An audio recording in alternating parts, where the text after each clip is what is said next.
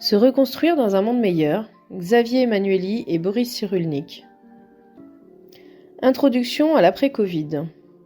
Xavier Emmanuelli. Boris, nous sommes des amis proches avec des fonctions différentes. J'ai toujours eu beaucoup d'estime pour toi, le psychiatre à l'écoute qui a toujours eu le souci de l'autre.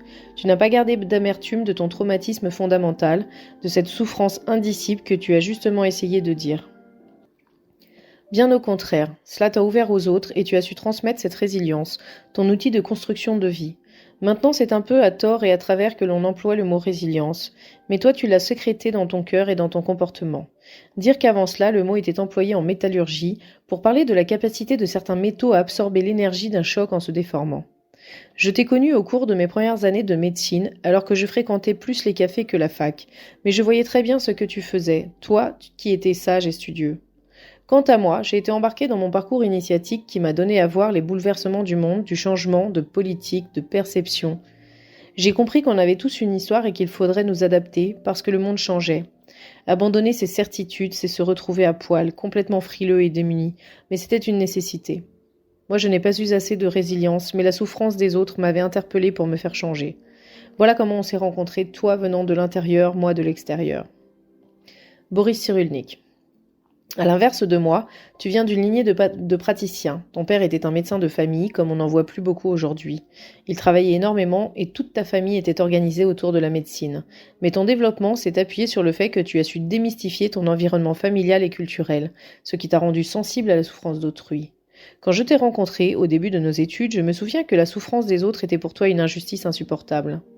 Après le traumatisme que j'ai subi pendant la guerre, j'ai été contraint d'amorcer une réflexion pour comprendre ce qui m'était arrivé. Comment les hommes pouvaient-ils faire subir de telles atrocités à leurs semblables? Pourquoi la guerre faisait-elle partie des relations humaines? J'ai beaucoup lu et je me suis posé des questions bien différentes de celles des enfants de mon âge. C'est ce que l'on appelle la maturation post-traumatique. Les enfants traumatisés sont soit démolis, soit contraints d'accomplir un effort pour évoluer. Tu fais partie de ces personnes qui sont entrées dans la société de manière morale, quand j'ai été obligée d'y entrer par la culture et pour me sauver. Pour toi, l'entrée dans la culture était un engagement. Tu es parti sauver les démunis, secourir les faibles, alors que je voulais avant tout me sauver moi-même. Ce sont deux motivations différentes, mais qui se rencontrent souvent. Car si j'ai pu survivre à la guerre, c'est parce que des gens comme toi et comme ta famille se sont trouvés sur mon chemin. Xavier. Depuis le début de l'année 2020, nos quotidiens ont été bouleversés par l'arrivée d'un virus qui a frappé la planète entière. Nous pouvons désormais entrevoir la sortie de cette crise, ou du moins celle de sa phase aiguë. Mais comment redémarrer ? Comment se remettre à vivre et construire une société différente, moins pathogène, qui remettrait l'humain en son centre? Il s'agit de repenser la santé, bien sûr, mais tant d'autres éléments sont en jeu. Notre relation à la planète et à la consommation, pour commencer, puisque l'avenir sera jalonné de défis environnementaux.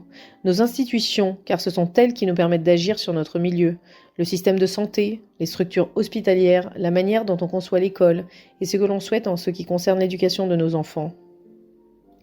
Boris. Au-delà de l'école, il faudra se questionner sur les relations familiales qui ont été mises à l'épreuve pendant les périodes de confinement. Beaucoup de certitudes ont volé en morceaux et la crise a creusé des failles qui existaient auparavant. Que peut proposer la société pour accueillir le tout petit? Quels repères donner aux adolescents pour les guider dans leur apprentissage de l'indépendance et du vivre ensemble? Toutes sortes de considérations sur notre rapport au temps et à la réalité sont aussi à prendre en compte. Je pense par exemple aux écrans, à la dépendance qu'ils entraînent. Ils ont considérablement modifié la façon dont nous vivons. Xavier, je crois que l'un des enjeux de demain sera de créer de nouveaux rituels, de nouveaux symboles qui nous serviront de guide pour tenter de renouer avec l'altérité. Car je suis convaincue d'une chose, si cette pandémie a mis nos vies entre parenthèses, elle doit nous servir de guide pour construire une société plus solide, à même d'affronter les défis de demain. Quand une société est éclatée en multiples identités incompatibles, les unes avec les autres, survient l'apostasie du bien commun. C'est alors qu'arrive le catharsisme, la catastrophe qui va désigner l'autre en un mouvement profond, aveugle et irréductible par peur de la mort. C'est ce que je crains qu'il ne se passe avec le virus dans une société un peu disloquée.